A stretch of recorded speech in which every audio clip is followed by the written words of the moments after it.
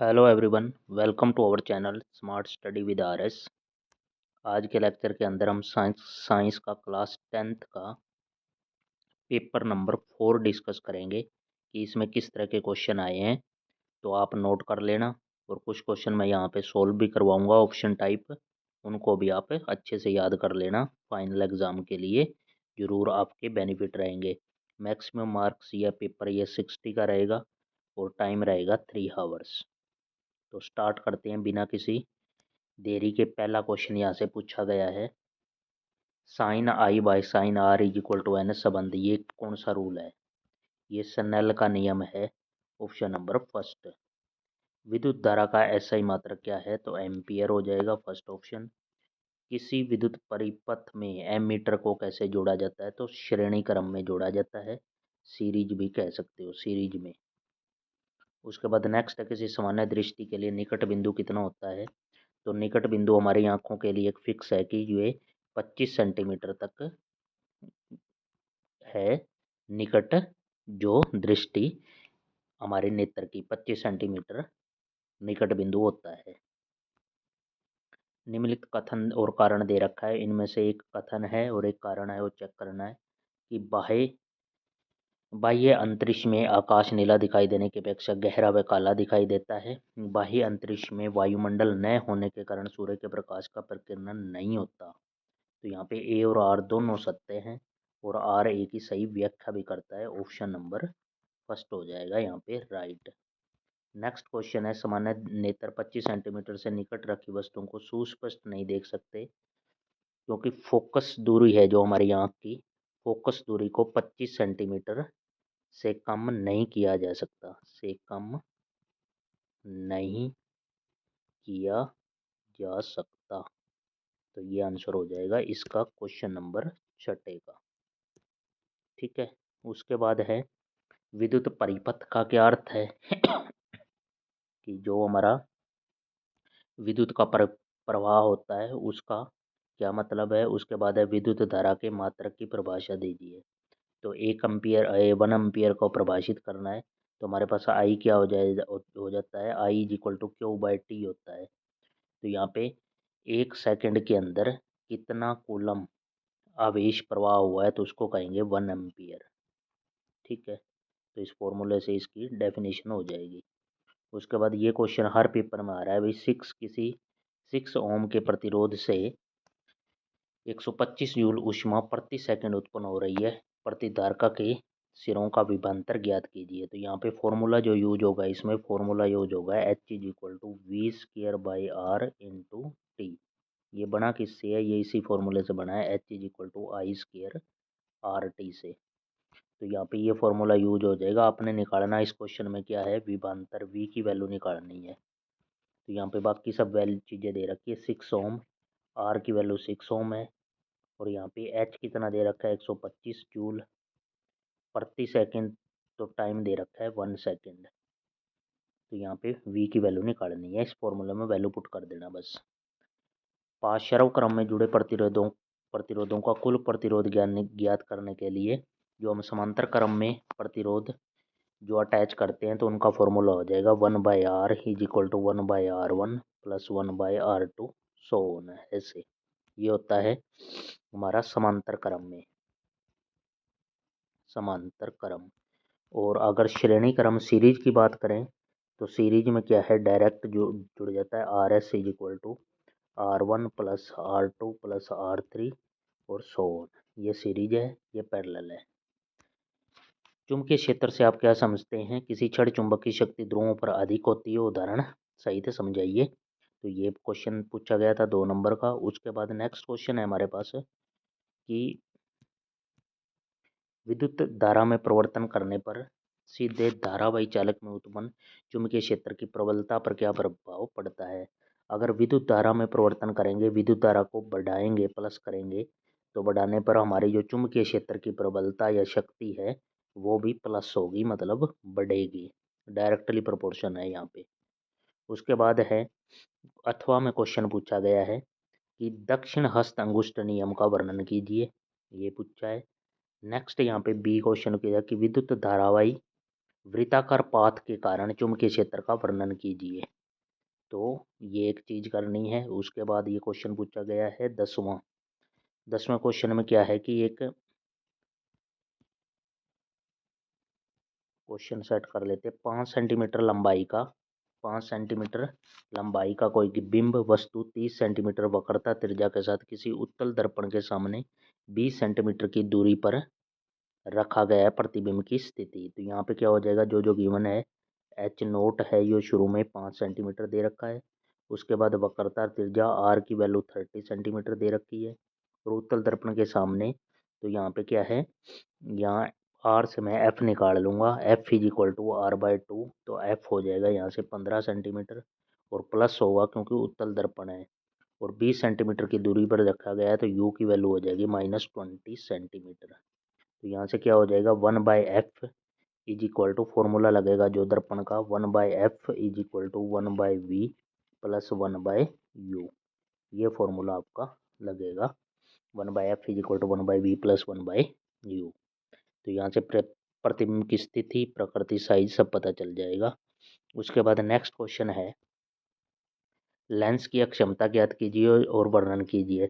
जो power of lens है उसको डायोप्टर में मापते हैं।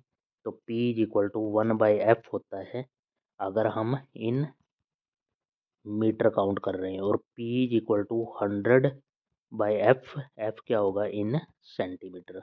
दोनों फॉर्मूले हैं, मीटर सेंटीमीटर कौन सा जो दे रखा हो उसी में लगा देना। किसी ऑटोमोबाइल में पीछे का दृश्य देखने के लिए उपयोग किया जाने वाले उत्तर दर्पण की वक्रता त्रिज्या आर की वैल्यू 3 सेंटीमीटर है। यदि ये बस इस दर्पण से इतने मीटर की दूरी पर खड़ी है मीटर, तो यहाँ से यू की वैल्यू -5 मीटर हो जाएगी। और आर की वैल्यू यहाँ पे क्या है 3 मीटर। और एफ क्या हो जाएगा यहाँ से r/2, यानी कि 3/2 करेंगे तो यहाँ पे कितना आ जाएगा 1.5 मीटर। यहाँ दर्पण सूत्र लगाएंगे तो 1/f is equal to 1/v plus 1/u। ये होता है दर्पण सूत्र। अगर बीच में यहीं पे मैं माइनस कर दूं तो ये क्या हो जाएगा, वो हो जाएगा जो अगले क्वेश्चन में पूछा गया है, वो हो जाएगा लेंस सूत्र। ठीक है, अगर नेगेटिव बीच में हो, बाकी सेम रहेगा। नेक्स्ट क्वेश्चन है, सिट्री कमल पाया जाता है तो संतरे के अंदर होता है, खट्टे फलों में। किसी नीले लिटमस को लाल कर देता है, संभावित पीएच मान क्या होगा। अम्ल का पीएच मान क्या होगा, 7 से कम होना चाहिए। तो यहाँ से कितना आ जाएगा 4 हो जाएगा। उसके बाद एक आया धातु जो विद्युत की सुचालक है, तो ग्रेफाइट हो जाएगा। नेक्स्ट है, आप तांबे के मलिन बर्तन को नींबू या इमली के रस से साफ करने अवश्य देखा होगा। ये खट्टे पदार्थ बर्तन को साफ करने में क्यों प्रभावी हैं, क्योंकि तांबा उसको बर्तन को नींबू जो या इमली से साफ करते हैं करते आवश्यक देखा होगा। तो ये खट्टे पदार्थ जो हैं उस बर्तन को सुरक्षित रखेंगे, उसका जो उसको जंग से संरक्षण देंगे। इसलिए हम खट्टे फल जो नींबू या इमली से तांबे के बर्तन को साफ करते हैं। उसके बाद कथन और कारण में फिर यही क्वेश्चन आ गया है कि इसमें एक कथन मिलेगा, एक कारण। निम्नलिखित अभिक्रिया रेडॉक्स अभिक्रिया का एक नए भाग है। उदाहरण है MnO2 + 4HCl, MnCl2, H2 और Cl2। ये एक रेडॉक्स अभिक्रिया है। ठीक है। उसके बाद इस अभिक्रिया में HCl का अपचयन Cl2, ये स्टेटमेंट गलत दे रखी है। तो यहाँ पे ए सत्य है और आर असत्य है, सी ऑप्शन हो जाएगा।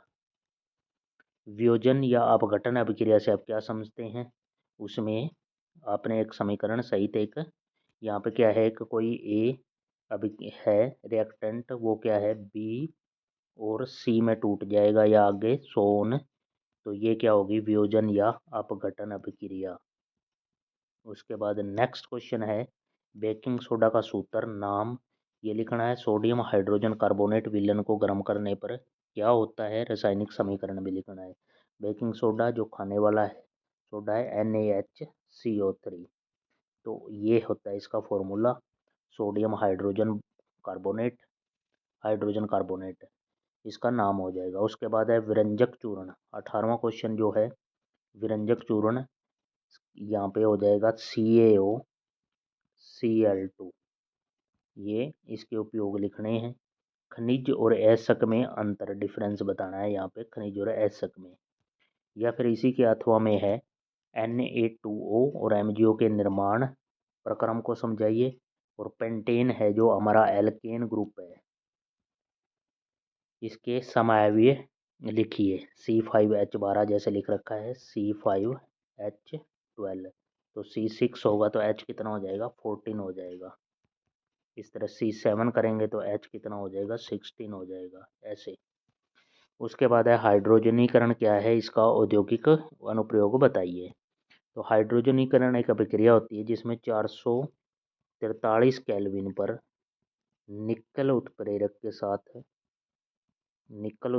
साथ हम सैचुरेटेड यौगिक बनाएं। तृप्त यौगिक बनाना हाइड्रोजनीकरण अभिक्रिया कहलाती है निकल उत्प्रेरक की उपस्थिति में। उसके बाद नेक्स्ट है फंक्शनल ग्रुप, जो जिसे कहते हैं प्राकृतिक समूह से क्या अभिप्राय है, उदाहरण कीजिए। जैसे एल्डिहाइड ग्रुप है तो CHO होता है, एथेनोइक ग्रुप है तो COOH होता है, उसके बाद कीटोन ग्रुप है तो C डबल बॉन्ड O है। ये फंक्शनल ग्रुप हैं भाई। उसके बाद है एल्कोहल क्या होते हैं, इनका सामान्य सूत्र लिखकर प्रथम 4 सदस्यों के नाम और सूत्र लिखें। एल्कोहल क्या है और उसका सूत्र लिखना और 4 सदस्य बनाने हैं। नेक्स्ट क्वेश्चन है हमारे पास जीव विज्ञान का। जीव विज्ञान के अंदर क्या है, निम्नलिखित में कौन सा तीसरे पोषी सत्र पर आता है, तो द्वितीय उपभोक्ता, ऑप्शन नंबर बी। प्लेसेंटा किसमें धसा होता है, तो यहाँ पे गर्भाशय हो जाएगा, ऑप्शन नंबर डी। नेक्स्ट है पृथ्वी को पराबैंगिक किरणों से बचाने वाले परत का नाम क्या है, ओजोन O3। थायरोक्सिन की कमी से कौन सा रोग हो जाता है, थायरोक्सिन की कमी से रोग हो जाता है घेंगा। घेंगा रोग हो जाता है थायरोक्सिन की कमी से। नेक्स्ट है निम्नलिखित में कथन और कारण दे रखा है। कथन वायवीय श्वसन में अवायवीय श्वसन की अपेक्षा कम ऊर्जा की आवश्यकता होती है, तो ये कथन गलत हो जाएगा। माइटोकॉन्ड्रिया कोशिका का बिजली घर है, ये कथन सही है। तो ए सत्य है, आर सत्य है, option number D. Next question हमारे से पूछा गया कि हार्मोन के स्रावण को नियंत्रित करने के लिए पुनर्वर्ण कार्यविधि का वर्णन सहित एक उदाहरण सहित करें, तो ये क्वेश्चन है। उसके बाद है यहाँ पे एक पूछा गया है नर जनन तंत्र या मादा जनन, इनमें से एक पूछता है ग्रंथियों के नाम और उनके कार्य लिखने हैं। यौन आरंभ के समय लड़कों में होने वाला प्रवर्तन 28, ये 3 क्वेश्चन है। उसके बाद 29 नंबर क्वेश्चन है कि कोशिका में प्रोटीन बनाने का सूचना स्रोत हमारा हो जाएगा DNA। विभिन्नताएं किसी स्पीशीज के जीवित रहने के लिए किस प्रकार लाभदायक हैं, इसको स्पष्ट करना है, ये 2 नंबर का है। उसके बाद है मानव मादा में पाए जाने वाला, तो मादा के अंदर XX और पुरुष के अंदर XY गुणसूत्र, ऑप्शन नंबर फर्स्ट। आनुवंशिक लक्षण क्या होते हैं, ये पूछा गया है, या ये है 30 नंबर में आपका। ये दोनों करो या 5 मार्क्स, या ये अकेला 5 मार्क्स का पूछा गया है। इसमें क्या है कि मानव में दोहरा परिसंचरण की व्याख्या कीजिए, वो करना है, और ये क्यों आवश्यक है, और हमारे शरीर में वसा का पाचन कैसे होता है, ये प्रक्रम भी बताना है। या फिर आपने क्वेश्चन कर लो, ये अकेला वृक्काणु या नेफ्रॉन होती है, जो हमारी किडनी की इकाई होती है नेफ्रॉन, इसकी रचना और कार्यविधि दोनों बताने हैं आपको, ये 5 मार्क्स के अंदर है। तो ये आपका पेपर था भाई, हमने तीनों सेक्शन डिस्कस कर लिए, जीव विज्ञान भी, रसायन विज्ञान भी और भौतिक विज्ञान भी। आपने चैनल को सब्सक्राइब कर लेना है और बेल आइकन दबा लें ताकि वीडियो का नोटिफिकेशन आपको तुरंत मिलता रहे और आपको फाइनल एग्जाम में काफ़ी कुछ हेल्प मिल सके। यही क्वेश्चन मोस्टली आएंगे आपके पेपर में। Thank you for watching, have a nice day.